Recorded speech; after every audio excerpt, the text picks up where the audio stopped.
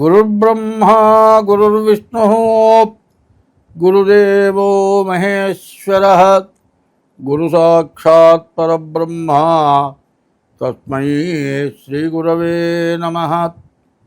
అగజానన పద్మార్కం గజానన మహర్నిశం అనేకదం త్వం భక్తానాం ఏకదంతముపాస్మహే. ఆదిత్యోర్కోరవిర్భానుర్భాస్కరశ్చ దివాకరః మార్తాండః సవితా హేళి తీక్ష్ణాం శుర్మిహిరో రవిః. 2025 సంవత్సరం జూన్ నెల 1వ తారీఖు నుండి 30వ తారీఖు వరకు ఈ నెల మాస ఫలితాలు చెప్పుకుందాం. ఎప్పుడు కూడా కొన్ని గ్రహాలు ఉన్నాయి. ఒక గ్రహం 2 రోజులున్నరే ఉంటుంది, ఒక గ్రహం నెల రోజులు ఉంటుంది, ఒక గ్రహం నెల 15 రోజులు ఉంటుంది, ఒక గ్రహం 3 నెలలు ఉంటుంది, ఒక గ్రహం సంవత్సరం ఉంటుంది, ఒక గ్రహం సంవత్సరంన్నర ఉంటుంది, ఒక గ్రహం 2 సంవత్సరాల 6 మాసాలు ఉంటుంది ఒక్కొక్క రాశిలో. ఇట్లా ఉండే గ్రహాల్లో ఎక్కువ టైం ఉండే గ్రహాల్లో 3. ఒకటి సంవత్సరం ఉండేది గురువు. మరి రాహుకేతువు సంవత్సరంన్నర ఉండే గ్రహాలు రాహుకేతువులు. 2 సంవత్సరాల 6 మాసాలు ఉండేది శని. ఈ 3 గ్రహాలు కూడా మార్చి నుంచి మే నెల లోపల మారినాయి. దీనివల్ల రకరకాలైన సమస్యలు వస్తాయి. ఈ సమస్యలు ఈ సంవత్సరం కొత్త సంవత్సరంలో పాపగ్రహాల వల్ల చాలా సమస్యలు, అంతర్యుద్ధాలు వస్తాయని చైత్ర శుద్ధ పాడ్యమికి ముందుగానే నేను చెప్పాను. ఇప్పుడు కూడా జరుగుతోంది. అంతర్యుద్ధం అంటే పబ్లిక్గా ఎదుటబడి యుద్ధం చేసుకుంటే బహిర్యుద్ధం. యుద్ధం వద్దు వద్దు వద్దంటూ బార్డర్లో కాల్పులు జరపడం, దానికి ప్రతి కాల్పులు జరపడం, వద్దు ఆగిపోండి అంటాం. విదేశాలు ఆగిపోయిన తర్వాత మళ్ళీ తిరుగుబాటు చేయటం, ఇవన్నీ కూడా ఏదైనా ఉంటే ముఖాముఖి కొట్టుకోవటం వేరు. వెనక నుంచి దొంగ దెబ్బ అంటారు. ఎదురుండి కొట్టుకుంటే అది వేరే, చాటు నుంచి కొడితే ప్రాణం తీసే దెబ్బ కొట్టచ్చు. ఇటువంటి సమస్యలు ప్రపంచానికి, కుటుంబాలకి, మంచికి చెడుకి కూడా వస్తుంది. ఇది రావడానికి ఇప్పుడు వచ్చిన కారణం ఏమిటంటే శని, రాహుకేతువులు, గురువు సంవత్సరానికి మారే గురువు 6 నెలలకే మారటం, ఇటువంటి వాటి వల్ల సమస్యలు బాగా పూర్తిగా పెరిగినాయి. అందువల్ల ఇది రాజపాపం పురోహిత అన్నారు. ప్రపంచ పరిపాలన చేసేటువంటి వాళ్ళు చేసే పాపాన్ని పురోహితుడు అంటే మంచి చెప్పేవాళ్ళు. పురః ఇతి హిత పురోహిత. పురుషుల యొక్క హితవు కోరేవాడు పురోహితుడు అన్నారు.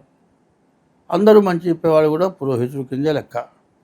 అటువంటి రాజు చేసిన పాపం పురోహితుడు అనుభవించాలి, పురోహితుడు చేసిన పాపం ప్రజలు అనుభవించాలి. ఇట్లాంటి పరిస్థితి మనకు వచ్చింది. 2025 సంవత్సరం జూన్ నెల సింహరాశి ఫలితాలు చెప్పుకుందాం. ఈ సింహరాశికి అష్టమంలో శనిపడ్డాడు. అష్టమి నవములు కష్టపు దినములు అని శని, అష్టమ శని ప్రాణకంటకుడు. చాలా బాధలు పెడతాడు. చావకపోయినా చచ్చిన దానికంటే హీనంగా హింస పెడతాడు. కాబట్టి ఈ రాశి వాళ్ళకి చాలా కష్టాలు ఉన్నాయి. కానీ దీంట్లో కూడా కొన్ని సుఖాలు ఉన్నాయి. వివాహం కావటానికి, వ్యాపారం, ఉద్యోగం కానీ, విదేశాలకు వెళ్ళటానికి కానీ బాగా మంచి అవకాశం ఉంది.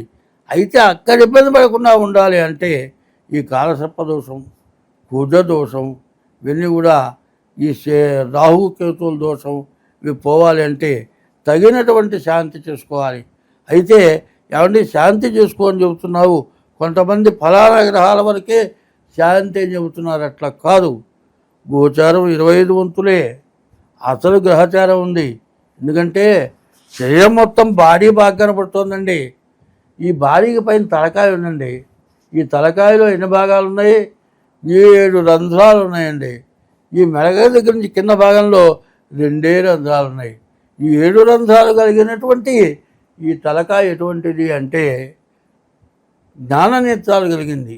అజ్ఞానం నుంచి జ్ఞానానికి తీసుకెళ్ళేవి. దానివల్ల ఆ ఒక్క తలకాయకి శిరస్సు పూజ్యం అన్నారు. శిరస్సు పూజింపబడది. అటువంటి శిరస్సుకి మొహంగన పడకుండా ముసుగేసి వీడెవడరా అంటే బాడీ అందరికీ ఒకటిగానే ఉంటుంది, కానీ తలకాయ మొహకళ్ళు బాగుంటాయి, మార్పులు ఉంటాయి.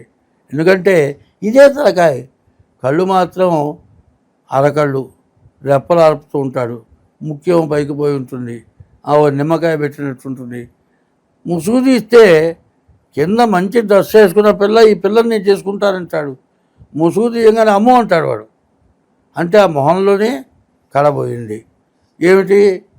ఇప్పుడు ఈ పంచభూతాత్మకమైన శరీరానికి మెడ దగ్గర నుంచి పై భాగమే అంతా పూజింపబడుతుంది. కాబట్టి ఆఖరి జాతక చక్రంతో పాటు జన్మలగ్నం తలకాయ లాంటిది. జన్మలగ్నం చూపించుకోవటం చాలా అవసరం, దానికి తగిన శాంతి చేసుకోవటం ఇంకా అవసరం. కాలసర్పదోషం ఉంది. ఎవరైనా తొందరపడి ప్రేమ పెళ్ళిళ్ళు చేసుకోవద్దు. పెద్దవాళ్ళ నిర్ణయం ప్రకారం పెళ్లి చేసుకోండి. కాదండి మేము జాతకాలు చూపించుకున్నాం, అన్నీ బాగున్నాయన్నారు, పంతులు గారు కూడా చేసుకోవాలా, ఏం పర్వాలేదు, తర్వాత కలుస్తారులే అని చెప్పాడు, మేము చేసుకుంటామండి అంటే అది నేను ఒప్పుకోను. కారణం ఏంటంటే మీరిద్దరూ చేసుకునేది ఖాయమే, మేమిద్దరమే పెళ్లి చేసుకుంటాం, ఇంకో పిల్లని చేసుకోము.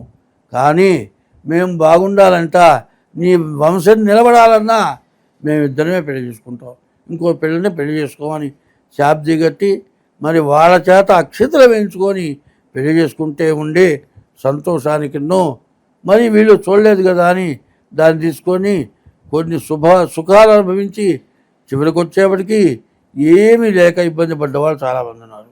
కాబట్టి ఈ రాశి వాళ్ళు సరిగ్గా డేట్ ఆఫ్ బర్త్ ద్వారా మీ జాతకం చూపించుకుంటేనే మీరు బాగుపడటానికి అవకాశం ఉంది. లేకపోతే సింహరాశి దగ్గర నుంచి మరి అన్ని రాశుల్లో కూడా ఏ ఏ గ్రహాలు ఉన్నాయో డేట్ ఆఫ్ బర్త్ ద్వారా మీ జాతకం చూపించుకుంటే మంచిది. అట్లా కాకుండా అశ్రద్ధ చేస్తే బాగా కష్టాలు పడాల్సి వస్తుంది. మరి కర్కాటక రాశి చంద్రుడు అధిపతి అయినటువంటి రాశి, మీకు మేలు జరగబోయే రాశి.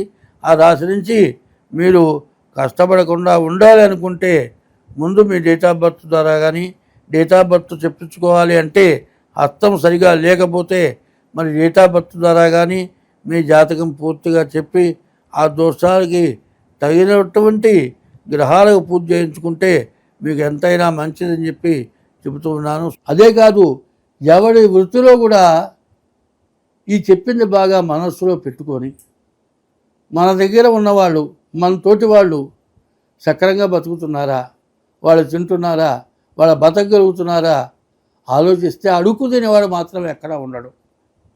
అడుక్కు తినేవాడు లేకుండా పోవాలంటే నీ దగ్గర బతికేవాడు వాడు బాగుండాలని కోరుకోండి.